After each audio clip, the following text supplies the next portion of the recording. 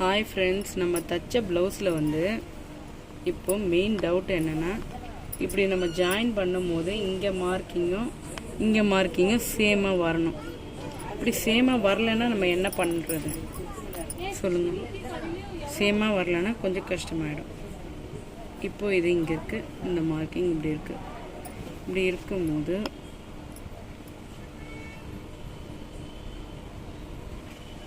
இப்போது இங்கே நம்ம ஜாயின் பண்ணும்போது இந்த சைட் ஜாயின் பண்ணுறதுல ரொம்பவே டவுட் இருக்குது. எல்லாம் கிளியர் பண்ண போகிறோம். இப்போது இங்கேக்கும் இவ்வளோ கேப் இருக்குது இல்லைங்களா, இதை இப்படி மார்க் பண்ணிக்கோங்க. இப்படி சேம் மார்க் பண்ணிவிட்டு இந்த மார்க் கொடுங்க. ஏன்னா இப்படி மார்க் பண்ணிட்டோன்னா இது கரெக்டாகிடும். இப்படி மார்க் பண்ணிவிட்டு இந்த இடத்த இப்படி கிராஸ் கொடுங்க. இந்த ஜஸ்ட் கிராஸில் நமக்கு எதுவும் ஆகிட போகிறதில்ல, அளவு எதுவும் மாற போகிறதில்ல. இப்படி கிராஸ் பண்ணிவிட்டு இதை நம்ம கட் பண்ண போகிறோம். இப்போ ஜஸ்ட் இந்த கிராஸ் நம்ம இப்படி கட் பண்ணிவிட்டு லைட்டாக தான் லைட் பீஸில் அதை கட் பண்ணிவிட்டு இங்கே இந்த மார்க் பண்ணோம் இல்லைங்களா, அதை நம்ம மார்க் பண்ணிக்குவோம். அவ்வளோதான். ஜஸ்ட் இது மேலே ஒரு தையல் போட்டு அதுக்கப்புறம் நம்ம இதை நீட்டாக ஃபினிஷ் பண்ணிடலாம். இது யாருமே இந்த மாதிரி டவுட் உங்களுக்கு கிளியர் பண்ண மாட்டாங்க. ஜஸ்ட் இப்போ கரெக்டாக வந்துடும் உங்களுக்கு. இந்த மார்க்கிங்கும் தைக்கும்போது கரெக்டாக வந்துடும். ஓகேங்களா? இப்போ நம்ம கை ஜாயின் பண்ணிவிட்டு உங்களுக்கு காட்டுறேன். இப்போ இதுவும் நமக்கு கரெக்டாக மார்க் வந்துடுச்சு.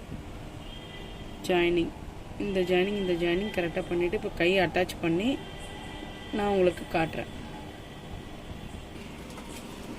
ஃப்ரெண்ட்ஸ், இந்த கை பார்ட்டு நம்ம இங்கே குடஞ்சி வெட்டியிருக்கோம். ஓகேங்களா? இப்போ இதை நான் ப்ளவுஸில் வச்சு ஸ்டிச் பண்ண போகிறேன்.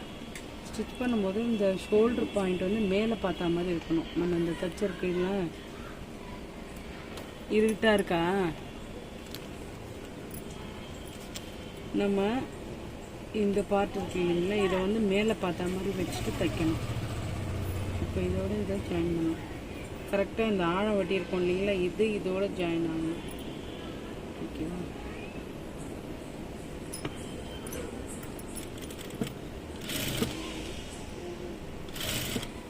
இழுத்து வச்சு தைக்கக்கூடாது, லேசாக தைக்கணும்.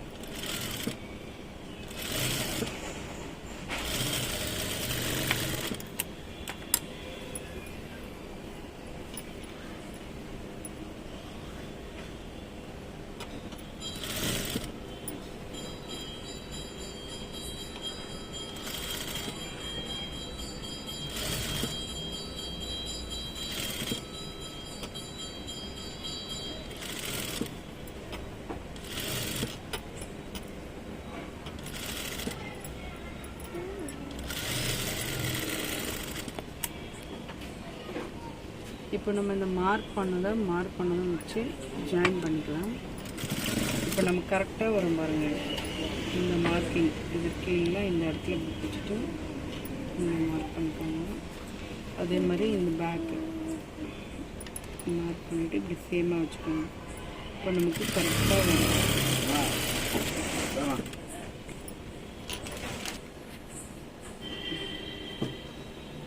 இப்போ இந்த கை அளவு இங்கே மார்க் பண்ணுறோம். மார்க் பண்ணி அப்படியே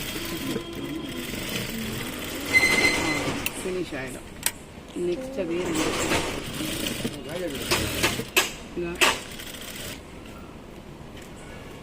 இப்போ இந்த எக்ஸ்ட்ரா உள்ள துணி நம்ம கட் பண்ணிடலாம்.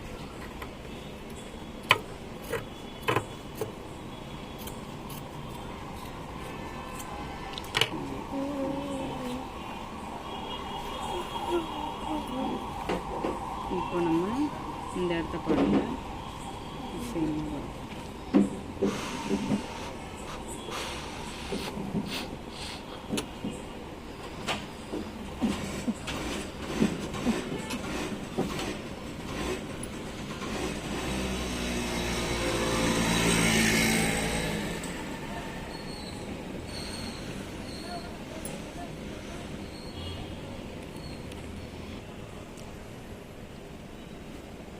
இப்போ இதுவும் நமக்கு ஜாயினிங் ஒன்றா வரும்.